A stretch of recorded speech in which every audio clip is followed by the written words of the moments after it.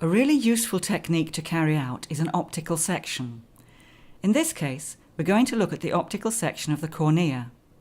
This is an effective way to examine the depth of any corneal damage. If we have the diffuser in place, we should remove this, being mindful of the amount of light entering the patient's eyes. To begin with, we want to thin the slit down as much as we possibly can, which will allow us to get good resolution of the section. Focusing might be helped by increasing the magnification. Here we have the section fairly clearly in focus, and because we have the slit very thin, we can increase the brightness as much as we can. This diagram shows what layers will be visible.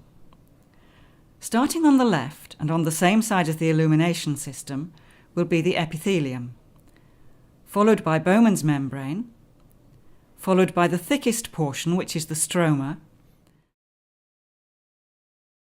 and then Descemet's membrane, and finally the endothelium on the right. Here, on the real eye, we can just about see those layers, but we can see that the upper and the lower part are not in focus due to the curvature of the cornea. To overcome this, we can reduce the height of the slit so that all of the corneal section is equally in focus.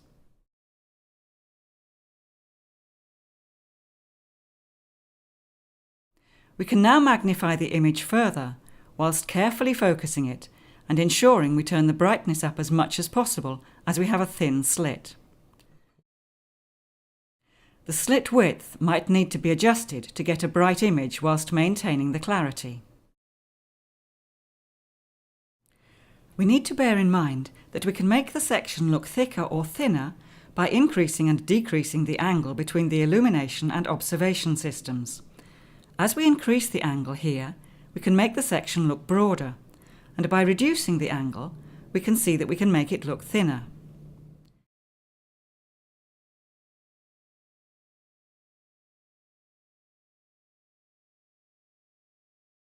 By increasing the magnification further, we will be able to see the layers a little more clearly.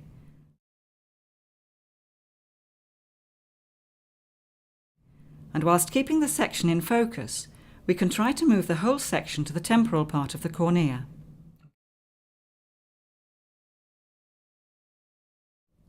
By doing this, more of the corneal layers will become visible because the cornea is thicker in this area and more differentiated.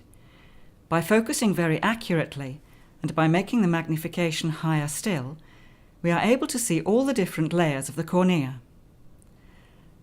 So here we can see on the left the epithelium, which is quite bright, followed by a thin line, which is Bowman's membrane, followed by the large thick area in the middle with the grainy appearance, which is the stroma, followed by the very thin line, which is Descemet's membrane, and then finally we have a bright thin band, which is the endothelium.